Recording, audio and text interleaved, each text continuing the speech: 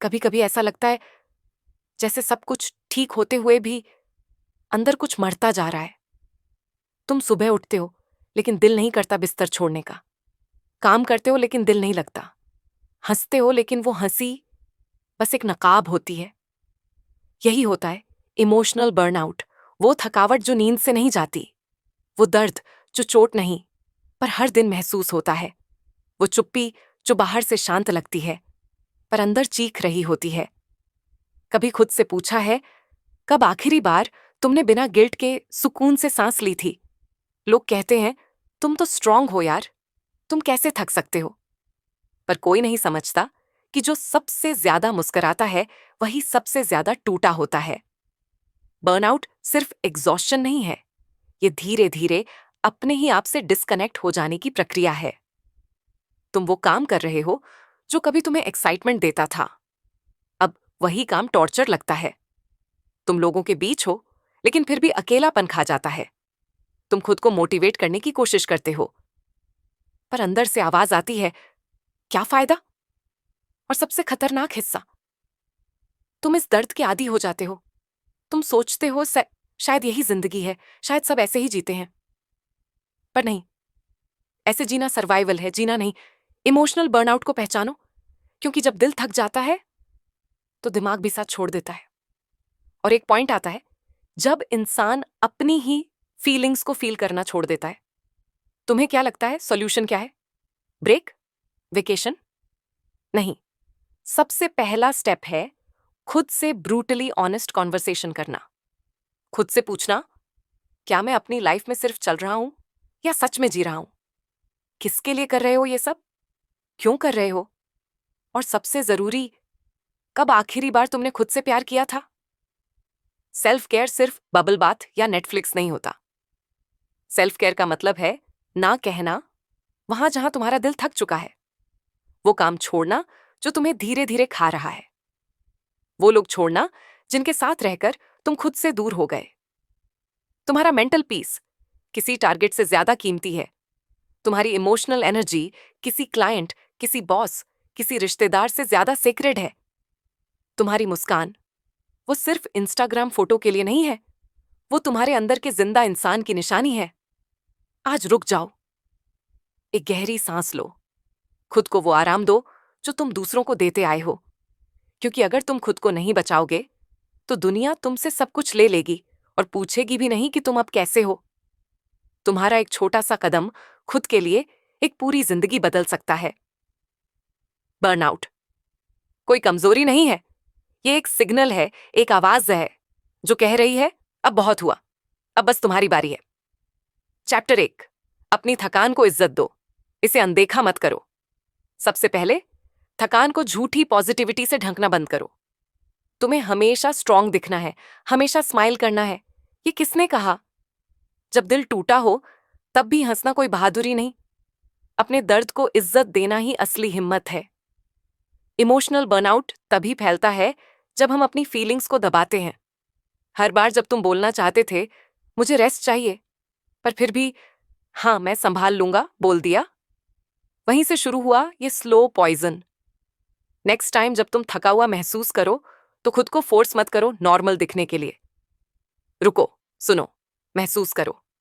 थकान सिर्फ एक इमोशन नहीं, ये तुम्हारा सिस्टम चीख चीख कर कह रहा है रुक जा, तू भी इंसान है।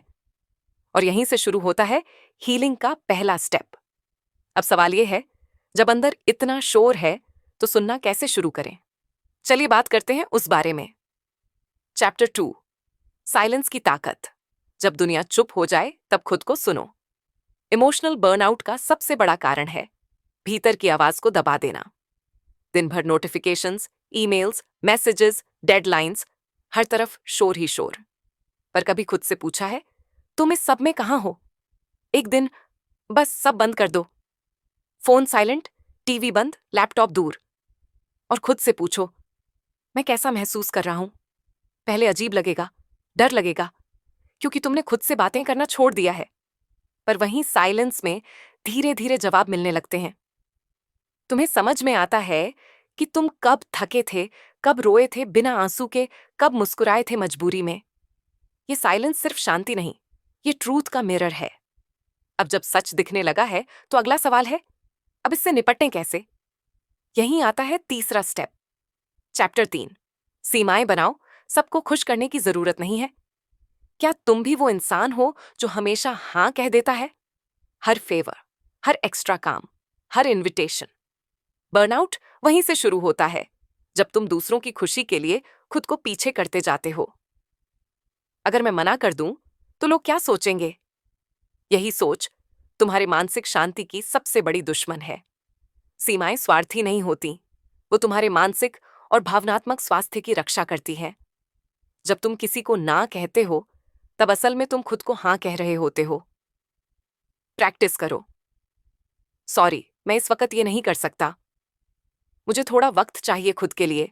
शुरू में ऑकवर्ड लगेगा, पर जब बर्नआउट से बचोगे तो समझ जाओगे कि ये ना ही सबसे सच्चा सेल्फ केयर था।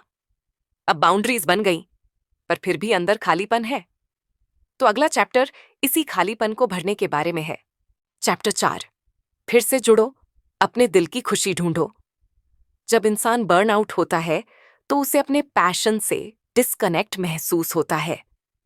कभी सोचा है वो चीज जो तुम्हें जिंदा महसूस कराती थी, वो तुमने कब छोड़ी? वो गिटार, वो पेंटिंग, वो डांस, वो किताबें कहाँ खो गईं? हीलिंग सिर्फ रेस्ट से नहीं आती, वो आती है खुश होने के बहाने ढूंढने से। हर दिन 30 मिनट खुद को दो। वो करो जो तुम्हें एक्साइट करता है, चाहे वो कुछ भी हो। बर्नआउट तब भागता है जब तुम्हारे अंदर फिर से रोशनी जलती है, और जब रोशनी जल जाए तब आखिरी स्टेप है उस रोशनी को बर्नआउट से हमेशा बचाना। तो अब बात करते हैं सबसे जरूरी चैप्टर की। Chapter 5, long term shield. खुद को हर दिन रिचार्ज करो। बर्नआउट एक बार ठीक हुआ तो फिर नहीं होगा। गलत। अगर तुमने खुद को डेली रिचार्ज करना नहीं सीखा तो बर्नआउट फिर आएगा, और इस बार और गहरा। हर दिन एक छोटा रिचुअल होना चाहिए, सिर्फ तुम्हारे लिए। एक वॉक, एक जर्नल एंट्री, एक क्वाइट कप ऑफ टी, जो भी तुम्हें ग्राउंडेड रखे। अपने दिमाग को भी फोन की तरह समझो। अगर हर दिन चार्ज नहीं करोगे तो बंद हो जाएगा। रूटीन बनाओ जिसमें सिर्फ डेडलाइंस नहीं, डिलाइट भी हो। जहां सिर्फ रिस्पॉन्सिबिलिटीज नहीं, रिकवरी भी हो। क्योंकि सच यही है, तुम पूरी दुनिया को जीत सकते हो, लेकिन खुद को खो दोगे तो सब बेकार है।